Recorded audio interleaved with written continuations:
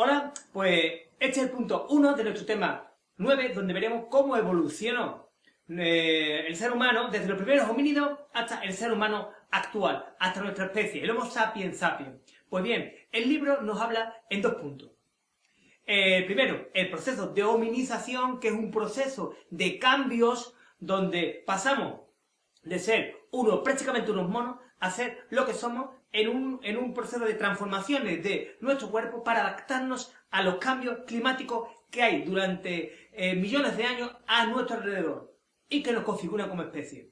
Estos cambios no se producen de forma lineal, una especie a otra especie, sino como hemos visto en clase y como explicaremos en el vídeo, se hace de forma como un tronco. Tenemos un origen común y las especies se van dividiendo por selección natural y cada especie va dando otra nueva especie. Hay especies que se extinguen en ramas como secas y otras que siguen evolucionando. De una misma rama pueden salir dos especies, que una evoluciona y la otra no. Pues bien, nuestra especie, la de los homínidos, venimos de una de esas ramas que llegó de un tronco común, de un ancestro común que desconocemos y que por evolución y por transformación da lo que somos ahora, en estos momentos. ¿Cómo fueron esos cambios? Mira, esos cambios fueron graduales, lentos, durante millones de años, como hemos hablado. Estos cambios finalmente hacen que seamos diferentes de lo que son los, digamos, los simios, los primates, que es de donde provenimos. ¿Cuáles son los principales cambios? Bien, el principal cambio es la marcha bípeda. Andar sobre dos pies y no sobre cuatro patas, o sobre las extremidades inferiores, que son las piernas, y las superiores, que son los brazos, que es como lo hacían los primates, apoyados sobre en los nudillos, digamos, nuestros nudillos, que son sobre sus manos y sobre las piernas, en cuatro patas, como prácticamente un animal cuadrúpedo. Nosotros somos bípedos. Esa marcha bípeda, que fue de bajar de los árboles, se acabó el fruto de los árboles, se extinguió por un cambio climático, tuvimos que bajar y tomar lo que es la llanura, nos hizo separarnos de nuestros brazos y hacer que camináramos para poder coger los frutos. Esa liberación también hizo posible que manejáramos herramientas. Nuestro pulgar oponible es fundamental para poder manejar las diferentes herramientas. Eso nos hizo ser más inteligentes y también evolucionar con la técnica y modificar nuestro entorno. ¿Cuál fue otro avance aparte de la liberación de las manos y nuestra marcha bípeda?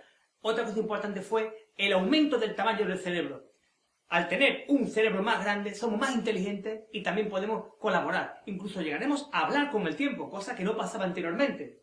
¿Qué más nos permite el cerebro? ¿Por qué se hace el cerebro más grande? Porque el cambio de dieta, el comer alimentos diferentes, hace que los músculos de nuestra mandíbula, que antes eran muy potentes, fijados a una cresta sagital sobre el cerebro y que todavía muchos mantienen, nos hacen que se liberen, se hacen menos importantes los músculos de las mandíbulas y que eso haga que la presión que ejercían los músculos libere al cerebro para agrandarse. El cambio de dieta hace que el cerebro también sea mayor.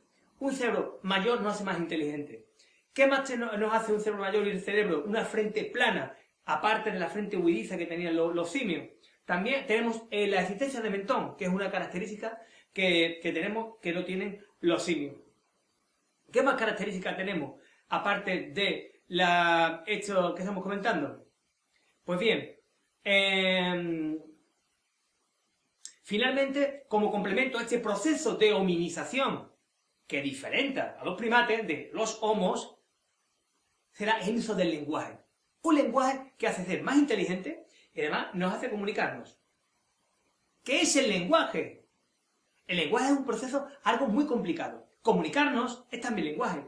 Lo que ocurre es que el lenguaje como tal y como lo conocemos nosotros no aparece hasta el Homo sapiens, pero se está estudiando todavía de cuándo aparece el lenguaje como comunicación. Parece que ya el Homo erectus, uno de los principales homos que veremos, ya conocía el lenguaje. Ha evolucionado regiones que parece que indican que hay un uso del lenguaje por ese desarrollo de partes mentales del cerebro, mejor dicho. Pues bien, nos hace más inteligentes y comunicarnos más. Ahora vamos a detenernos en la diferencia entre los simios de los actuales seres humanos. ¿Qué nos diferenciaba? Vamos a ver las diferentes partes entre lo que eran nuestros primeros ancestros y en la actualidad. ¿Cuáles son las partes y cuál es ¿Cuáles son los agentes o cuáles son los elementos de hominización?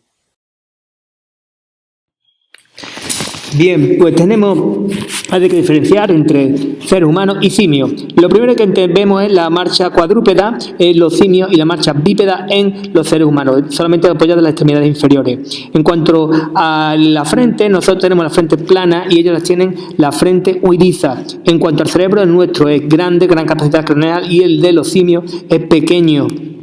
También tenemos una gran diferencia en el mentón, pues los simios no tienen mentón y nosotros sí tenemos un mentón pronunciado. En cuanto a la columna vertebral, la nuestra es recta y inclinada en los simios. En cuanto a la pelvis, la de los simios es alargada y la nuestra es más estrecha, impidiendo o dificultando el parto, pero facilitando la marcha bípeda. Y en cuanto a las manos, unas se utilizan para desplazarse y nosotros las liberamos para las herramientas.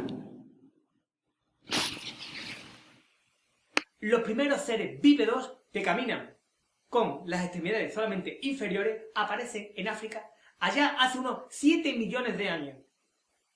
El Australopithecus que hemos visto, o que veremos, es verdad que aparece hace 4,5 millones, pero hay muchos tipos de Australopithecus. Los primeros hace 7 millones de años, los primeros seres bípedos.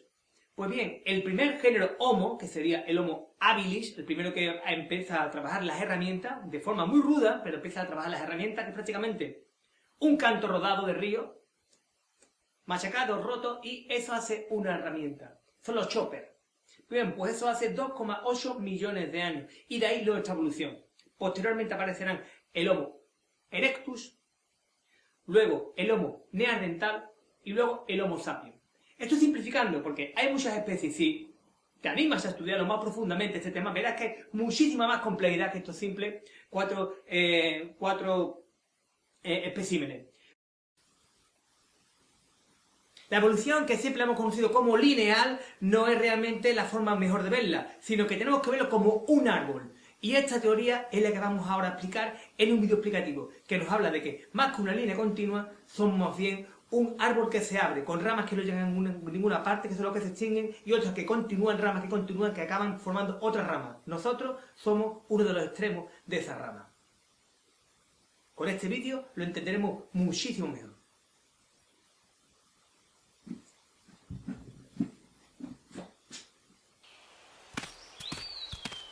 Hola, ¿quién es el último? Soy yo. Hola, buenos días, soy Sapiens. Buenos días, mi nombre es Neandertal. ¿Eres mi padre? No, ni mucho menos. Me han dicho que soy tu primo. No entiendo nada. Yo soy Lucy, la más conocida de los Australopithecus. ¿Y tú?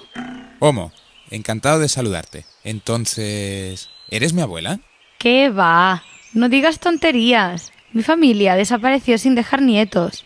Entonces, ¿dónde están mis abuelos? Quizás soy yo. ¿Qué es lo que pasa aquí? ¿Alguien podía poner un poco de orden? El problema radica en el hecho de que no os tenéis que colocar en fila india. La evolución humana, la historia de nuestra familia, no se puede representar siguiendo una línea. Esto que hacéis es incorrecto. ¿Qué? Siempre lo hemos hecho así y parece que a todo el mundo le gusta. Sí, es cierto. Siempre os habéis situado en fila india, en los libros, anuncios de televisión, vallas publicitarias e incluso camisetas. Pero insisto, esto es incorrecto. ¿Por qué te hemos de creer? Escuchad y prestad atención. Os lo cuento a continuación. Imaginemos una familia humana cualquiera. ¿Qué pasará si decidimos situar a todos los miembros de la familia en una hilera? Primero colocaremos al abuelo José y luego a su hija Eva. Hasta aquí todo va bien. Pero si intento situar a otro hijo del abuelo, Juan, aquí ya nos encontramos con un gran problema. Juan es hijo del abuelo José, pero Eva, por supuesto, no es su madre. En realidad, Eva y Juan son hermanos. Ponerlos en hilera es incorrecto. Y aún será más confuso si intentamos situar a la hija de Eva, Ana, que es la nieta, después de Juan, que de hecho es su tío y no su padre. Pero la historia se complica mucho más si insistimos en colocar a Carlos, que es el hijo de Juan, detrás de Ana. Ana no es la madre de Carlos, sino que ambos son primos. Madre mía, esto es todo un desbarajuste, de culebrón. Tenía razón, la fila india no permite situar a los miembros de una familia. Entonces, ¿cómo lo haremos a partir de ahora? ¿Qué será de nosotros? No os preocupéis, hay una solución genial. Dibujaremos un árbol de familia. Observad detenidamente. Situamos al abuelo José al inicio, en el tronco del árbol, y ahora a sus 2 hijos, Eva y Juan, que son hermanos. Aquí sí que nos funciona el esquema. Eva es la madre de Ana y Juan es el padre de Carlos. Ana y Carlos son primos. Así vamos construyendo un árbol de familia que crece y se ramifica a medida que nacen más hijos, nietos, bisnietos. Ahora lo entiendo. Chicos, chicas, ya tenemos la solución para conocer nuestro lugar dentro de la evolución humana, dentro de la historia de nuestra familia. Debemos colocarnos en el tronco y las ramas de un árbol. ¡Vamos, rápido! Muy bien, esto ya no es una fila india, sino un árbol de familia, de la familia humana. Pero fijaos en algunos aspectos. Algunas ramas del árbol se extinguieron, no continuaron dando descendencia. Otras ramas continuaron. Asimismo, observad que algunos de vosotros convivisteis en el mismo momento. Pero de entre todos nosotros, de entre todas las ramas del árbol de nuestra familia, solo ha llegado una única especie hasta nuestros días, el Homo sapiens. Todos venimos de un mismo tronco común. Esto sí que es interesante. Tanta diversidad humana y todos provenimos de un mismo origen. El árbol de la familia nos lo muestra claramente. Esto no vale para nada. Empezamos. Bueno, ahora vamos a estudiar los diferentes especímenes de homínidos y de homos que tenemos que conocer y sus principales características. Las características son el nombre, cuánto tiempo hace que habitaron en la Tierra, su capacidad craneal o inteligencia, la altura y cuáles son sus principales características y herramientas. Aquí tenemos los 3 primeros y luego tenemos 2 más que son este y este. Sus nombres son: primero, Australopithecus, Homo habilis, Homo erectus, Homo neandertal y Homo sapiens sapiens, nuestra especie. Bien, el Australopithecus no es un homo, es un homínido. Era casi homo. ¿Cuánto hace que se habitaba la Tierra? Pues hace 4,5 millones de años. Podéis encontrar por ahí algunos Australopithecus de 7 millones de años, porque a los Australopithecus hay muchos. ¿Cuánta era su capacidad craneal? Su capacidad craneal, su inteligencia era poca, 450 centímetros cúbicos. ¿Qué altura tenía? 1,40. Y la característica más importante es el bipedismo. Tenemos que saber también que no utilizaba herramientas, lo que utilizaba como casi herramienta eran piedras y palos, pero no trabajadas, simplemente lo utilizaba como la cogida de la naturaleza.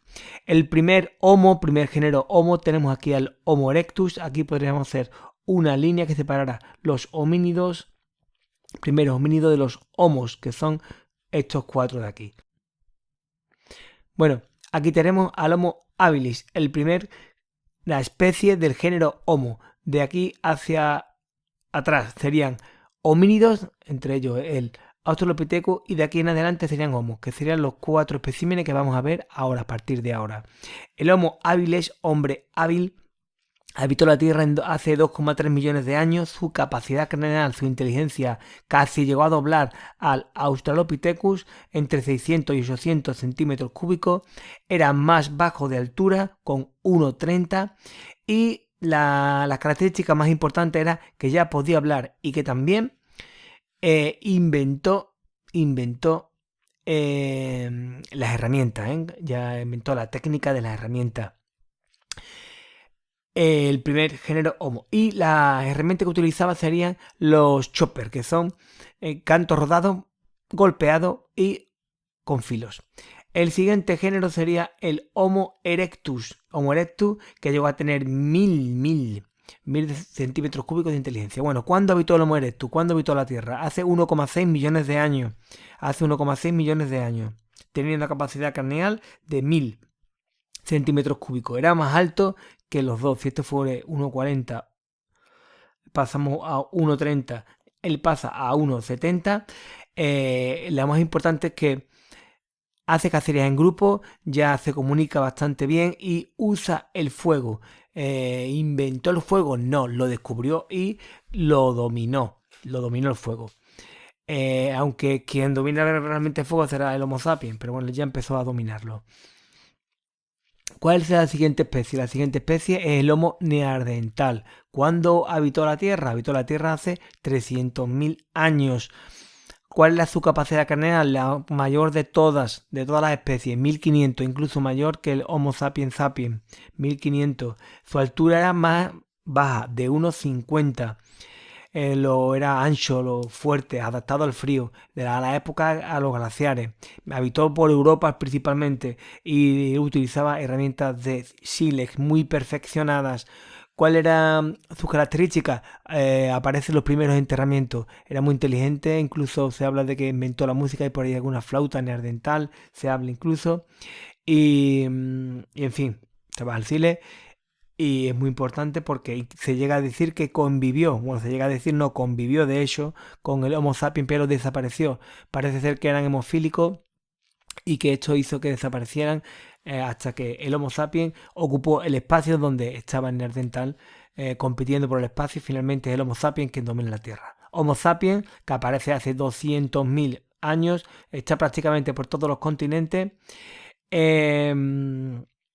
Su capacidad craneal es inferior a la de neandertal, con 1450 centímetros cúbicos, pero una altura de 1,75 frente al 1,50 de neandertal, 1,75. El que le hace solamente sombra fue el Erectus con 1,70. Lo más importante, pues bueno, las primeras manifestaciones artísticas del Homo sapiens sapiens, y aquí vemos herramientas muy perfeccionadas, arte mobiliar, arte rupestre, etcétera. Bueno, estas son las principales especies y tienes que conocer estas características que hemos visto. Australopithecus, habilis, Erectus, neandertal, Homo sapiens sapiens.